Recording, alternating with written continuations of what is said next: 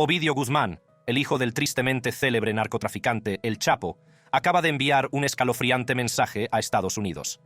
En enero del año pasado, Ovidio fue detenido tras un dramático y violento enfrentamiento entre las autoridades y el poderoso cártel de Sinaloa. Pero ahora, este nuevo mensaje introduce un sorprendente giro en la historia. En este vídeo, desvelamos los detalles del inquietante mensaje y exploramos cómo podría ser la clave para desmantelar por fin una de las organizaciones criminales más notorias del mundo. Siga mirando para descubrir por qué el mensaje de Ovidio podría conducir a la captura de uno de los líderes de los cárteles más peligrosos de la historia, el Mayo. El hijo de El Chapo se chiva en un nuevo mensaje. Ovidio Guzmán, hijo del célebre narcotraficante Joaquín El Chapo Guzmán, está en apuros tras ser acusado por las autoridades estadounidenses.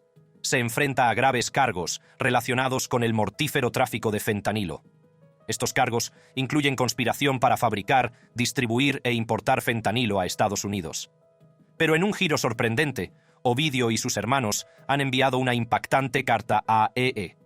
Esta carta en concreto ha desatado la polémica y ha suscitado muchas preguntas sobre su verdadero contenido.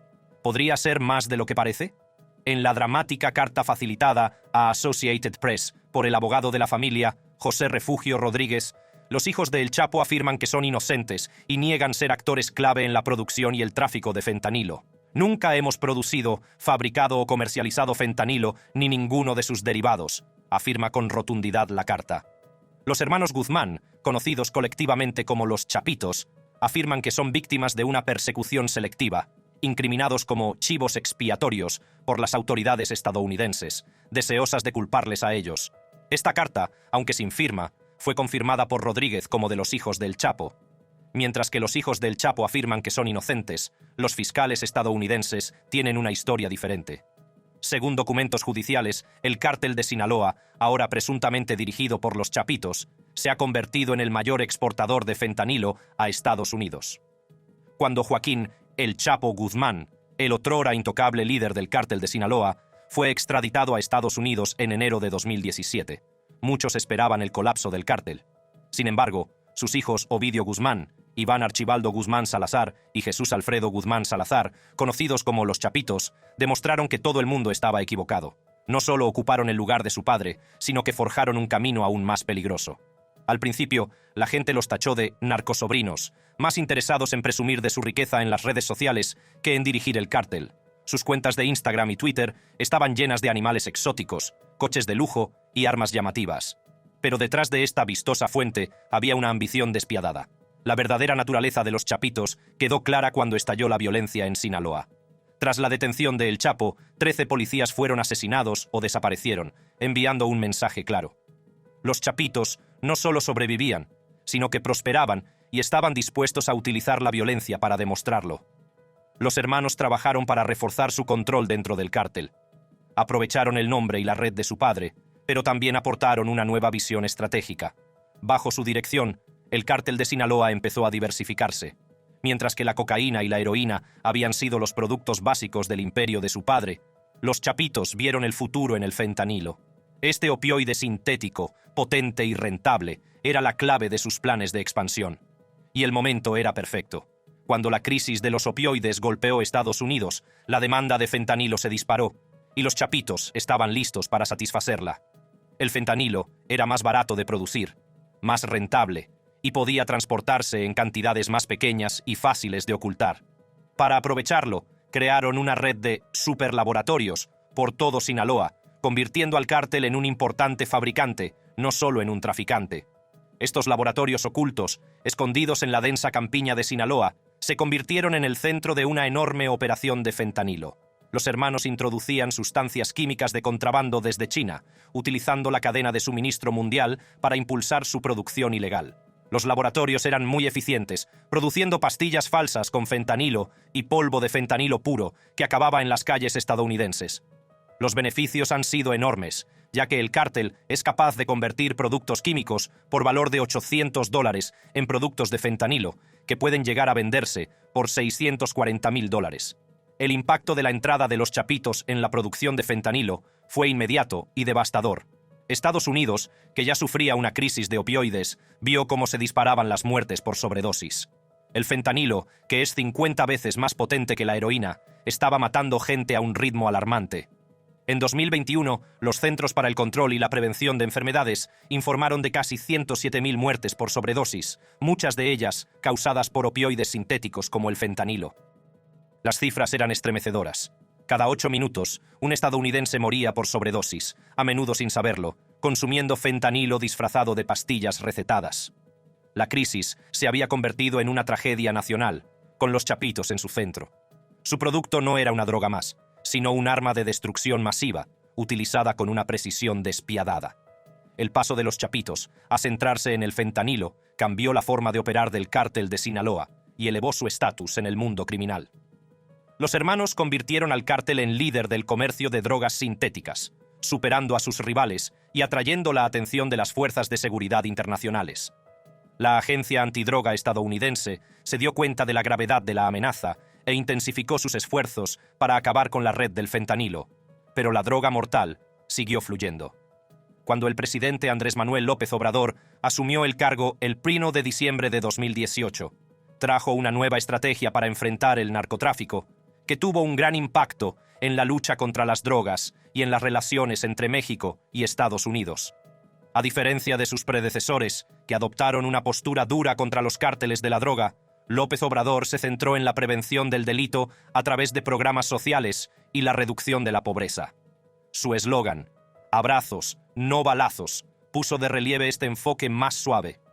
Este alejamiento de la confrontación directa con cárteles como el de Sinaloa marcó una nueva era en la guerra contra las drogas en México, que los chapitos no tardaron en aprovechar.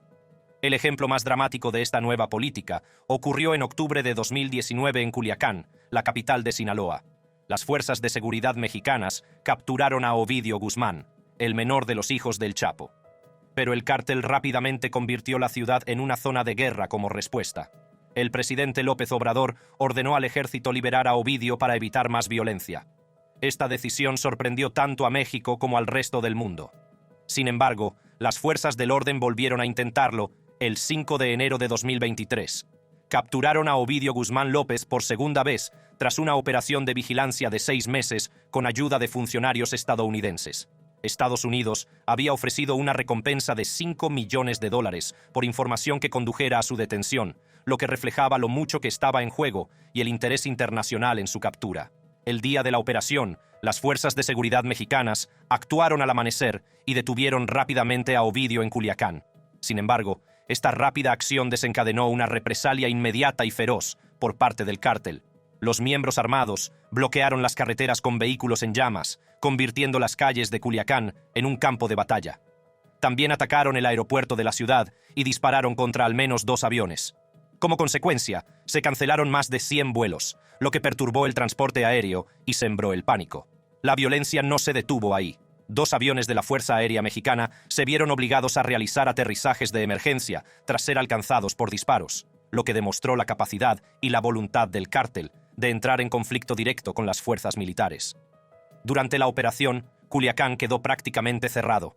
Los vídeos difundidos en las redes sociales mostraban autobuses en llamas que bloqueaban las carreteras y se pedía a la gente que permaneciera en sus casas. El miedo se extendió con el saqueo de tiendas y el intercambio de disparos entre las fuerzas de seguridad y los miembros del cártel. Todas las escuelas del estado de Sinaloa permanecieron cerradas, lo que demuestra hasta qué punto la operación afectó a la vida cotidiana. En los enfrentamientos que siguieron, perdieron la vida 10 soldados y 19 miembros del cártel. Además, 35 militares resultaron heridos y 21 pistoleros del cártel fueron detenidos. A pesar del caos, el gobierno mexicano actuó con decisión para trasladar a Ovidio. Fue extraído en helicóptero y trasladado a Ciudad de México antes de ser llevado a una prisión federal de máxima seguridad, evitando así los intentos del cártel de rescatarlo. Tras la detención de Ovidio, se reforzaron las medidas de seguridad y se enviaron 1,000 soldados más a Sinaloa para ayudar a restablecer el orden. La detención de Ovidio Guzmán López fue una victoria significativa para las fuerzas del orden, pero también un claro indicador del peligroso panorama en el que operan. El 13 de enero, el secretario de Gobernación mexicano, Adán Augusto López Hernández, declaró que se había restablecido el orden en Sinaloa. Esta declaración, hecha durante su visita al puerto de Veracruz, fue un testimonio de los esfuerzos del gobierno para sofocar la violencia y reafirmar el control. el sitio de Jesús María, donde Guzmán fue detenido, se había convertido en un símbolo de la victoria del gobierno sobre el levantamiento del cártel. Con Guzmán detenido, los fiscales estadounidenses están decididos a acabar con el resto de los chapitos. Describen a los chapitos como despiadados, detallando en sus acusaciones cómo han utilizado supuestamente una violencia extrema. Uno de los aspectos más espeluznantes de su brutalidad es el uso de la tortura. La acusación revela que los chapitos utilizaban sacacorchos, electrocución y chiles picantes para infligir dolor a sus víctimas. Por ejemplo, en 2017, el cártel capturó a 2 agentes de las Fuerzas Federales de Seguridad mexicanas. Uno de ellos fue interrogado y asesinado, mientras que el otro soportó 2 horas de horribles torturas. Los miembros del cártel utilizaron un sacacorchos para desgarrarle los músculos, le metieron chiles picantes en las heridas y en la nariz, y luego fue ejecutado por Iván Archibaldo Guzmán Salazar. Posteriormente, los cadáveres fueron arrojados cerca de un motel, mostrando el total desprecio del cártel por la vida humana y su despiadado control del poder. Pero la brutalidad no termina ahí. Los chapitos también han sido acusados de utilizar a sus víctimas para probar la potencia del fentanilo que producían, asegurando la eficacia letal de su producto, mientras se deshacían de los que consideraban prescindibles. A pesar de estas graves acusaciones, los hermanos Guzmán siguen proclamando su inocencia, argumentando en su carta que los verdaderos culpables están utilizando el nombre de su familia para desviar la culpa y evitar la justicia.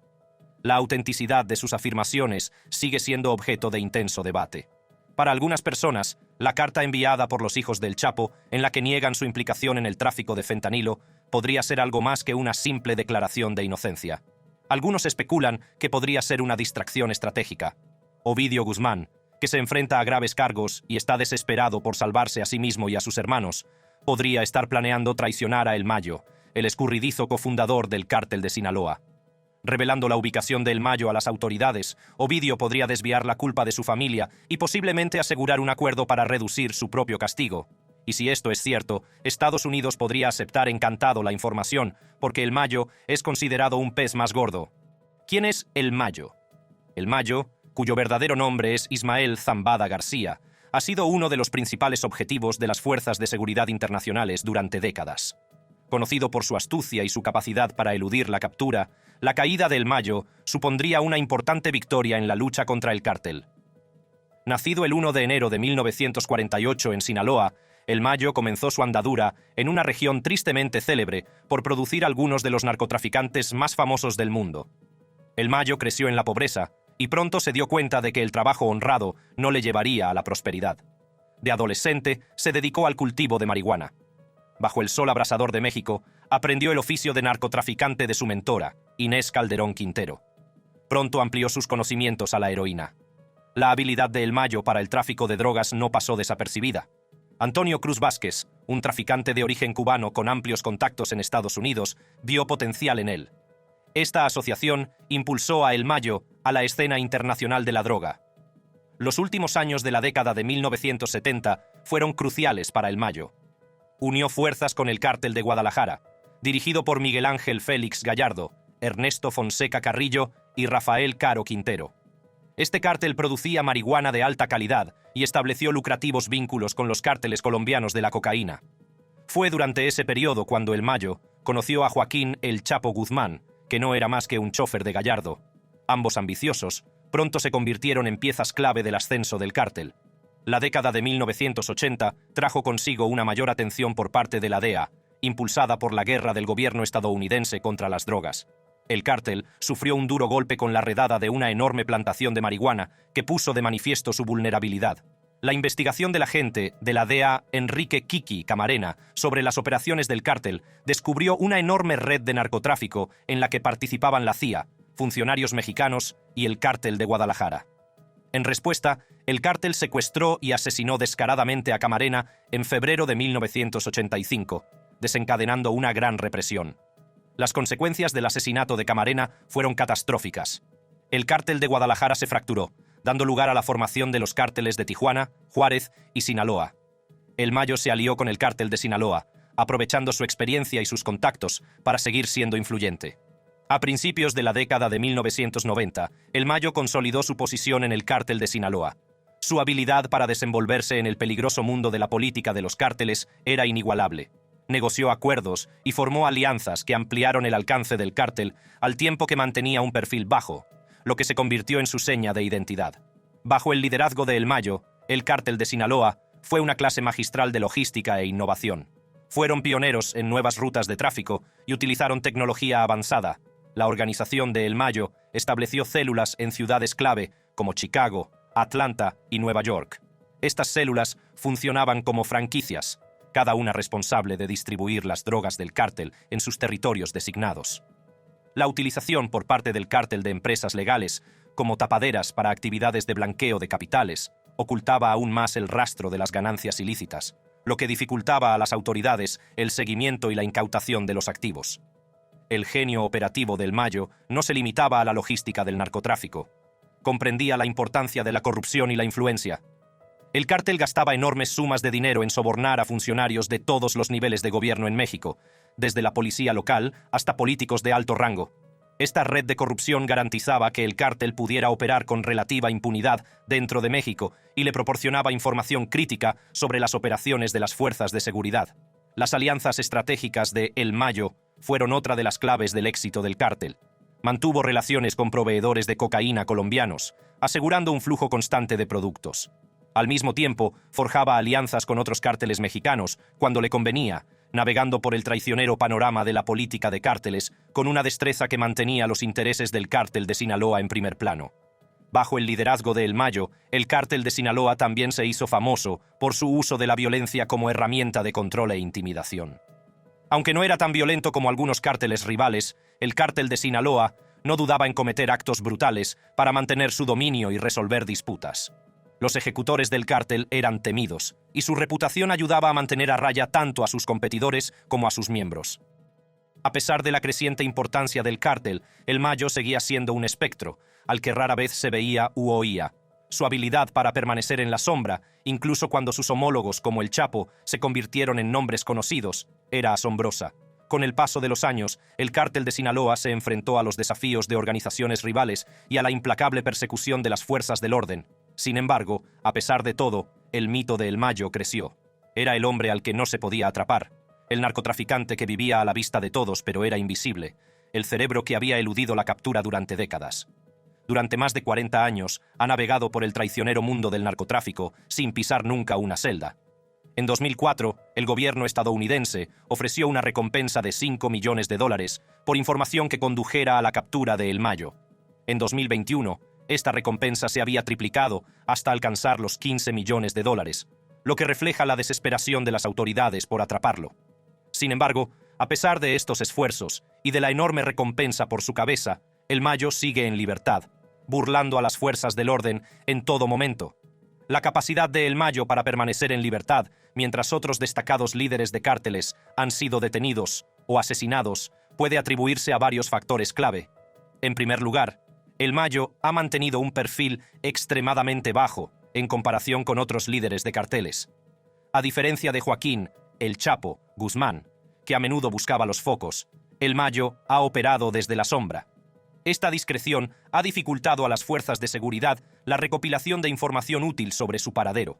Se sabe que evita las tecnologías modernas de comunicación, que podrían ser interceptadas, y que en su lugar recurre a reuniones cara a cara y a mensajeros de confianza para transmitir sus mensajes. El uso estratégico de la geografía por parte de El Mayo también ha desempeñado un papel crucial en su evasión. Se cree que reside en las escarpadas y remotas montañas de Sinaloa, una zona que ofrece protección natural y es difícil de penetrar para las autoridades. Estas regiones montañosas ofrecen numerosos escondites y rutas de escape, lo que dificulta a las fuerzas del orden la realización de operaciones exitosas contra él. El Mayo también ha construido una importante red de lealtad y apoyo dentro de las comunidades locales. Ha invertido en obras públicas, como la construcción de iglesias, escuelas y hospitales, lo que le ha granjeado la simpatía de la población local. Este enfoque filantrópico no solo compra lealtad, sino que también crea una amplia red de informadores que pueden alertarle de cualquier amenaza que se aproxime. La corrupción en los sistemas policial y político mexicanos también ha ayudado a El Mayo. A lo largo de los años, numerosos funcionarios de distintos niveles han sido sobornados u obligados a proporcionarle protección o avisarle de operaciones inminentes. Esta corrupción generalizada le permite ir a menudo un paso por delante de las autoridades, evitando ser capturado incluso cuando las fuerzas de seguridad creen tenerlo acorralado. Además, la amplia experiencia del Mayo en el tráfico de drogas le ha convertido en un estratega maestro. Ha navegado con éxito por el violento y traicionero panorama del narcotráfico mexicano, formando alianzas estratégicas y eliminando rivales para consolidar su poder. Su conocimiento de los entresijos de las operaciones de los cárteles y su capacidad para adaptarse a las circunstancias cambiantes le han ayudado a eludir la captura en repetidas ocasiones. En los últimos años, el Mayo ha sufrido importantes reveses con la pérdida de varios miembros clave de su círculo íntimo. Las autoridades han detenido a su hermano, 2 hijos y un sobrino. Sus hijos, Ismael Zambada Imperial, conocido como el Mayito Gordo, y Vicente Zambada Niebla, conocido como el Vicentillo, junto con su hermano Jesús el Rey Zambada, fueron capturados y extraditados a Estados Unidos entre 2010 y 2019. Otro hijo, Serafín Zambada Ortiz, fue detenido en Arizona en 2013 y liberado en 2018. Todos ellos cooperaron en cierta medida con la justicia estadounidense, lo que les valió reducciones de condena y excarcelaciones anticipadas. Cabe destacar que el Rey y Vicentillo incluso testificaron contra el Chapo durante su juicio en 2019 en Nueva York. Si las especulaciones son ciertas, y Ovidio revela la ubicación de El Mayo, podría marcar un punto de inflexión en la lucha contra el cártel. La caída de El Mayo sería una victoria significativa para las fuerzas del orden, que podría paralizar las operaciones del cártel de Sinaloa. La traición de Ovidio podría cambiar el equilibrio de poder dentro del cártel y abrir la puerta a las autoridades estadounidenses para golpear el corazón de una de las organizaciones criminales más resistentes y peligrosas del mundo. El conflicto del cártel de Sinaloa con Estados Unidos. El conflicto del cártel de Sinaloa con Estados Unidos ha sido una de las batallas más importantes y duraderas de la guerra mundial contra las drogas. Este poderoso cártel, codirigido en su día por el tristemente célebre Joaquín El Chapo Guzmán y ahora por Ismael El Mayo Zambada García, no solo ha dominado el tráfico de drogas, sino que también ha mantenido un conflicto incesante con las autoridades estadounidenses, caracterizado por violentos enfrentamientos, intrincadas operaciones de contrabando y enormes esfuerzos de narcotráfico. El cártel de Sinaloa surgió a finales de la década de 1980 y ascendió rápidamente a la fama mediante alianzas estratégicas y tácticas despiadadas. Las raíces de esta poderosa organización se remontan a finales de la década de 1960, con Pedro Avilés Pérez, figura pionera del narcotráfico mexicano. Avilés Pérez está considerado uno de los primeros grandes capos mexicanos de la droga y marcó el nacimiento del narcotráfico a gran escala en México. Sus operaciones sentaron las bases de un legado de comercio ilícito que crecería en complejidad y escala a lo largo de las décadas.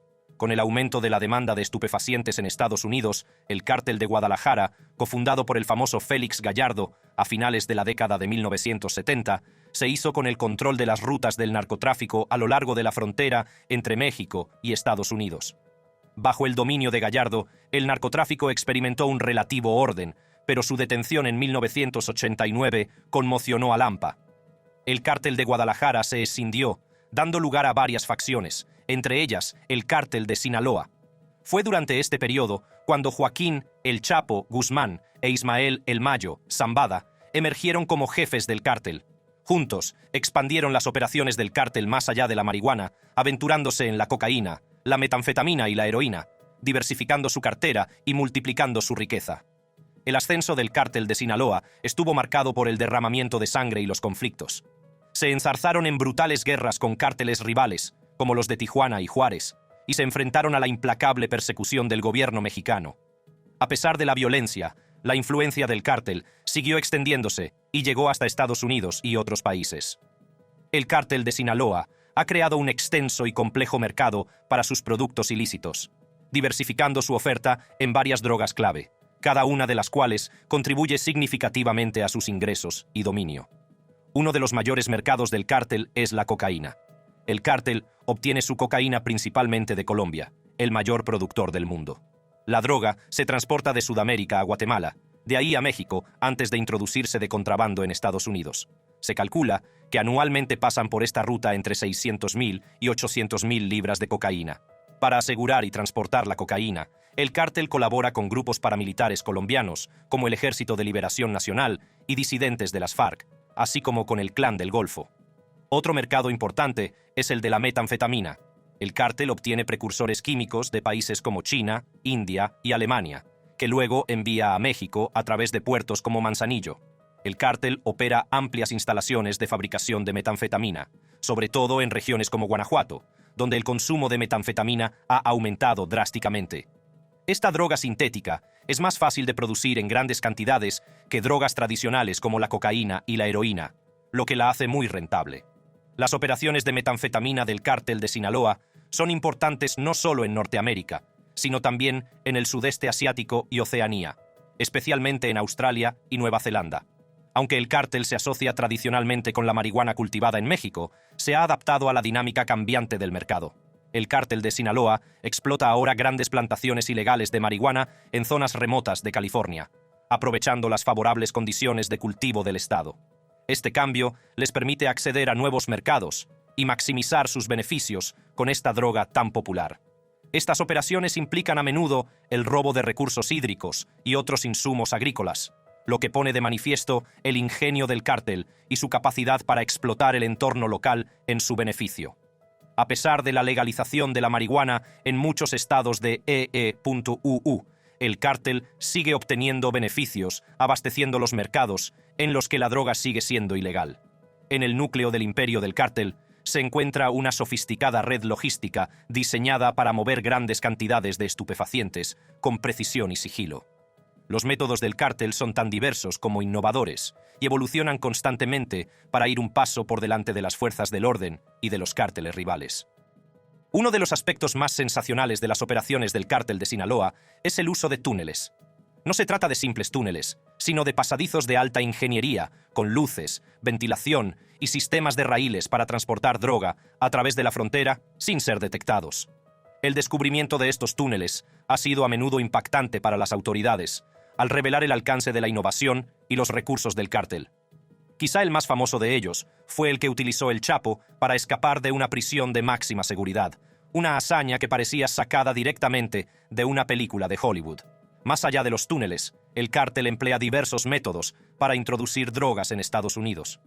Se sabe que utilizan vehículos de pasajeros, a menudo con sofisticados compartimentos ocultos, para transportar su carga ilícita. También se utilizan con frecuencia camiones comerciales, aprovechando el vasto comercio entre México y Estados Unidos para ocultar las drogas entre mercancías legítimas. Incluso se ha informado de que el cártel utiliza mulas humanas, que transportan la droga a través de la frontera en persona, a menudo arriesgando sus vidas en el proceso. Las operaciones de narcotráfico del cártel de Sinaloa no se limitan a tierra firme, se han hecho a la mar, utilizando lanchas rápidas y submarinos para transportar la droga a lo largo del istmo centroamericano hacia Estados Unidos. Estas embarcaciones semisumergibles y totalmente sumergibles son difíciles de detectar y pueden transportar grandes cantidades de droga, lo que las convierte en una opción cada vez más popular para el cártel. El cártel también ha utilizado el transporte aéreo, con pequeñas aeronaves que transportan la droga desde Sudamérica hasta pistas de aterrizaje improvisadas en México. Estos vuelos suelen ser nocturnos y a baja altura para evitar ser detectados por los radares. Una vez que la droga llega a México, se traslada hacia el norte, hasta la frontera, donde se introduce de contrabando en Estados Unidos. El impacto del cártel de Sinaloa en la sociedad es profundo y amplio, y afecta a comunidades y naciones por igual. Sus operaciones alimentan la adicción, la violencia y la corrupción, socavando el tejido social y desafiando al Estado de Derecho. La influencia del cártel va mucho más allá del tráfico de drogas y afecta a todos los niveles de la sociedad, desde los barrios locales hasta la escena mundial. En México, la presencia del cártel ha provocado niveles de violencia sin precedentes. Las rutas clave del narcotráfico, como las que atraviesan Culiacán y Tijuana, han registrado picos de homicidios, secuestros y extorsiones. Las batallas entre el cártel, las organizaciones rivales y las fuerzas de seguridad suelen provocar daños colaterales, con personas inocentes atrapadas en el fuego cruzado. Esta violencia genera miedo e inestabilidad, afectando profundamente al bienestar social y económico de estas comunidades. Los esfuerzos para combatir al cártel de Sinaloa han sido amplios e internacionales. En México, el gobierno ha desplegado fuerzas militares y de la Policía Federal en los bastiones del cártel, con el objetivo de desmantelar la organización.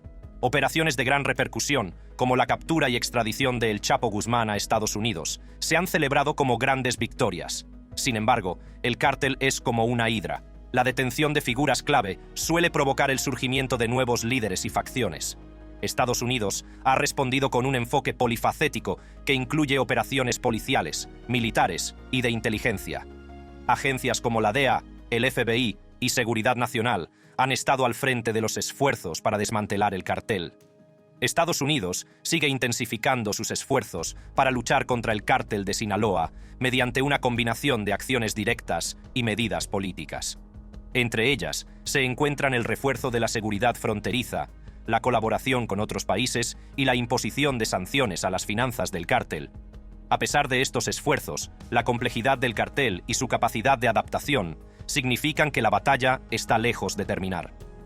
Si la carta es solo una distracción, como algunos especulan, y Ovidio Guzmán entregara a El Mayo, podría suponer un gran avance en la lucha contra el cártel de Sinaloa. Capturar a El Mayo, el escurridizo cerebro, sería una victoria significativa y podría marcar el principio del fin de esta conocida organización criminal. ¿Qué opinas? ¿Crees que Ovidio traicionará a El Mayo? Deja un comentario más abajo. Gracias por vernos. Si te ha gustado ver este vídeo, haz clic en uno de los cuadros que aparecen en tu pantalla para ver más contenidos similares.